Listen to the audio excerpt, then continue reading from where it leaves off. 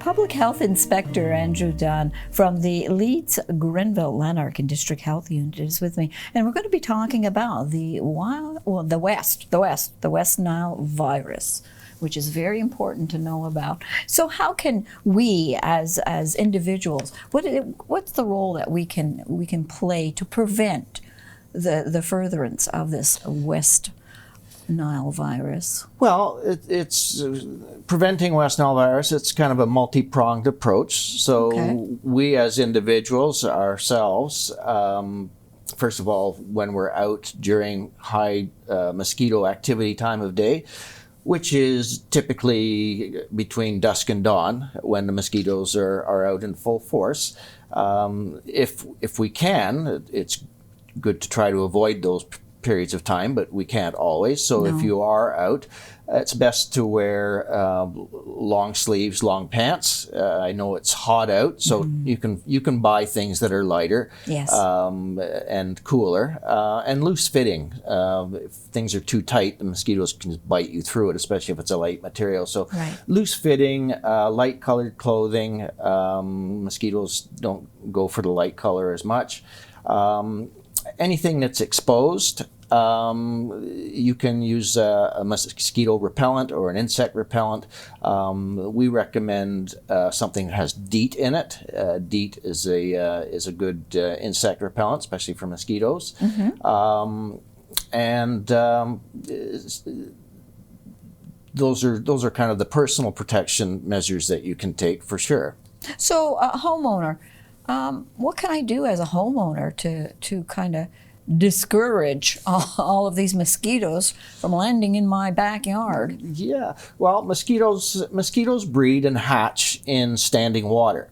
There's many different breeds of mosquitoes. Some of them prefer kind of natural pond, large bodies of water. The mosquitoes that cause West Nile virus, we kind of refer them as urban mosquitoes. They like man-made type of bodies of water. So tires that accumulate rainwater, old buckets, old paint cans, things that accumulate water on your property.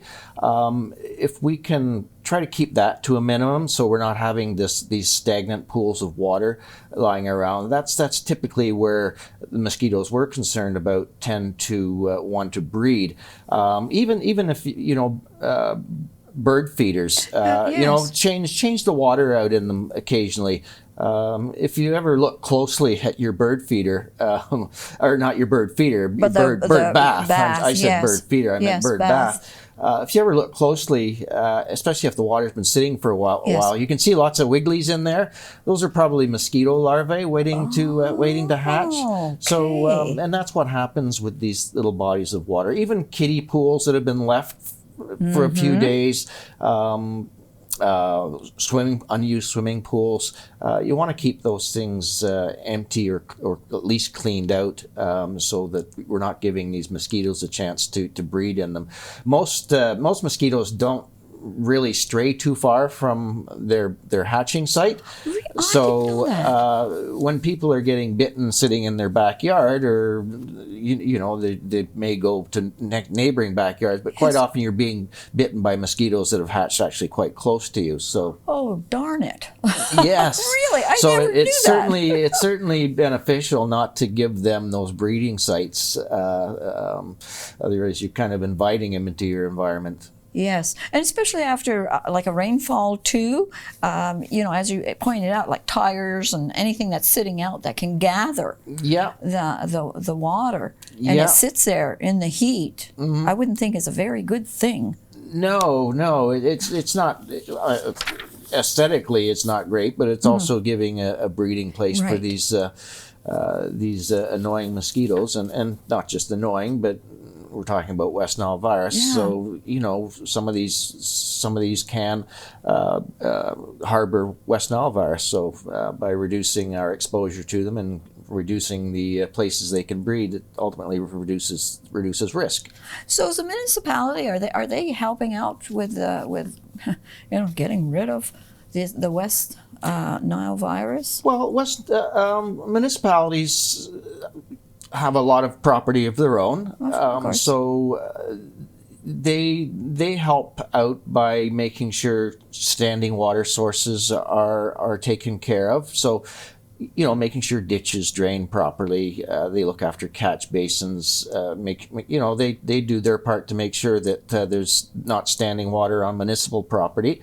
Also, occasionally there might be the odd complaint about somebody who does have a rather shall we say, messy backyard that is providing a lot of breeding ground.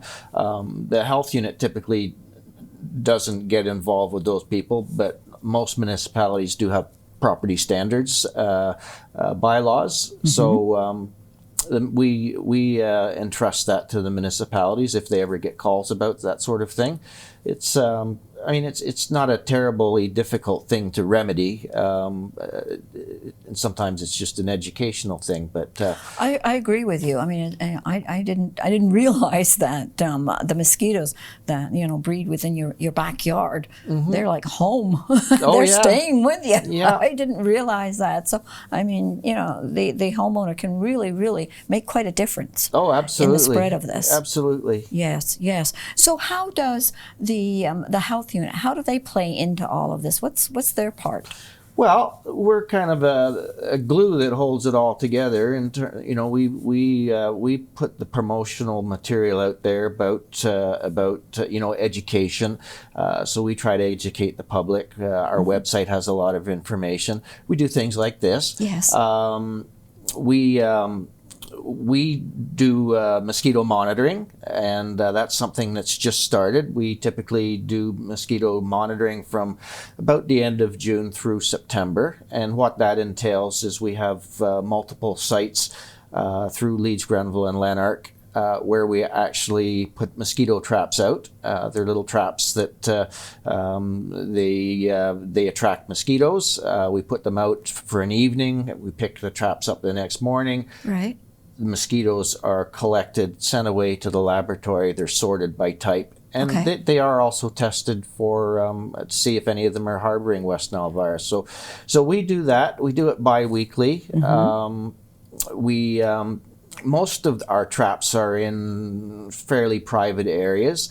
We ask people that if they see anything that is one of our traps to please leave them be. They really have no monetary value. No. And they're not reducing mosquito load, so they're not helping out by getting rid of all the mosquitoes. But they are taking a sampling of what mosquitoes are in our area. It's beyond West Nile virus. The program also gives us an idea of what mosquitoes are in our area. Because with climate change, and we're all aware of climate change, as our environments warm up, we start to have new things appear, and so the mosquito monitoring program does give us some alert as to what other new things are coming in. Because while we have mosquitoes that carry West Nile virus, there are mosquitoes that carry other types of illness too. So it's good to know that if those things are around. So how do you choose? How do you choose where you're going to set a trap? We only, obviously mosquitoes could be everywhere. We essentially look for, again, urban areas, and we look for places that are close to like catch basins, storm sewers, things like that, where mosquitoes might be more apt to breed. It changes from year to year where we put them. We have them in some people's backyards that have agreed to have them. Okay. Most of them are in fenced backyards, so it's unlikely the public really going to come across one hanging out in the park or anything like that. Yes. But we have them in. We have Brockville, Gananoque, and I believe Prescott, and then we have them in Almont, Carlton Place, in Perth, Smiths Falls, kind of our larger urban, if you want to say urban for this neck of the woods, as opposed to rural areas where we have a higher population. Right. So you've just mentioned various areas. If there's one area let's just say Brockville, since we're here and sitting in the studio in Brockville, and Brockville seems to have a lot of mosquitoes that they do have the West Nile. What happens then? We haven't actually, thankfully, we haven't had they call them, when we collect the mosquitoes, they're Yes. called pools. Okay. We haven't actually had a positive pool for a few years now, and I believe the last one was up in Perth, I believe. Okay. That's when the health unit will. One of the other things we're involved with is risk assessment. Right. So we would look at a situation and see what risk there is. Whether or not that area keeps testing positive. There's options going from raising education in the area to we can work with municipalities, and there are things like larvicides that can be put into catch basins that will take care of the mosquito larvae. It doesn't always come to that. Like I say, the health unit is very involved in risk assessment, so we look for other ways too, even if it's standing water issues, things like that. So there isn't a one fix for all of these things. But it gives, if we have a feeling that there's something going on, then there's remediation Steps that you can take, right? Yeah, yes. exactly. Yeah. So if by chance, hopefully it won't happen, but if there are some some mosquitoes that have the West Nile virus, and they do end up creating a problem for an individual, how do you know that you have the when it was created by mosquitoes? Well, thankfully, West Nile virus doesn't cause much of an illness in most people that get it. Most people have no symptoms, or if they do, they're very mild symptoms. There's basically asymptomatic West Nile virus, which you may either not have any symptoms or just very mild symptoms. Then they have what they call non-neurological, so you may have more symptoms that would be like an influenza, a fever, headache, stiff joints, but nothing serious. Might not even send you to your doctor. And then less than 1% of cases can get into the more serious West Nile. It affects more of the brain. Yes. So basically it's called encephalitis.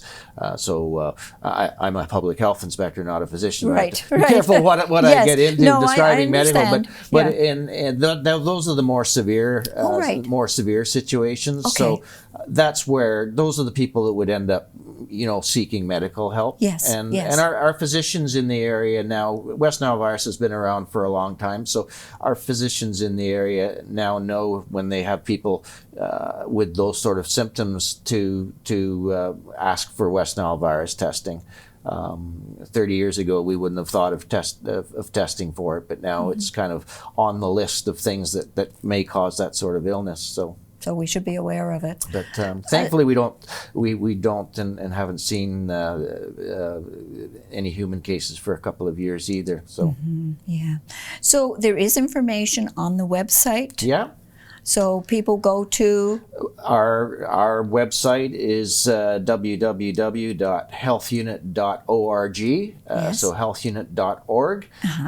We have lots of information on our website, so you can go to where all our programs and services are, and you go to it's under what is it under now? We just had a change. I believe it's under healthy environments. Okay. And under that, you'll see the West Nile virus. All right. I think it's under biting insects, I believe. It's a couple of jumps, but once you get on, it's pretty easy to find. And to educate themselves as to what this is. Yeah, exactly. Yeah. Exactly. Thank you for coming in today and sitting down. Oh, you're most with me. welcome. Really appreciate it. And I now know a little bit more about mosquitoes that do have or potentially have the West Nile virus. Oh, very good. Yes.